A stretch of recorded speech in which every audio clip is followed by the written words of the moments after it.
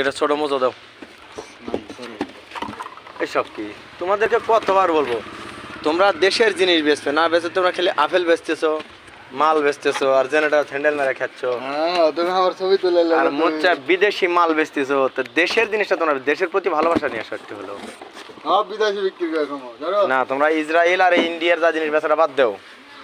সুপ্রিয় দর্শক, দেখলেন একটা দোকানদার শুধুমাত্র ইন্ডিয়া আর ইসরায়েলের এই পানিগুলো এরা বেচে, কিন্তু আমরা চাই না, আমরা খাবো না এগুলো, দেশের জিনিস খাবো আমরা। অথচ বিদেশি জিনিস লাভ বেশি বিধায় এরা বিদেশি জিনিস বেচে বেশি।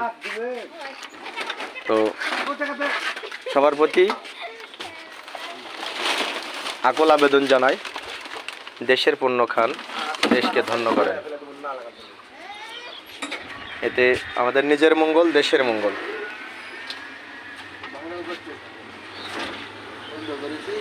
সবার প্রতি আমার এই অনুরোধ রইল, সবাই ভালো থাকবেন, সুস্থ থাকবেন। আসসালামু আলাইকুম ওয়া রাহমাতুল্লাহি ওয়া বারাকাতুহু।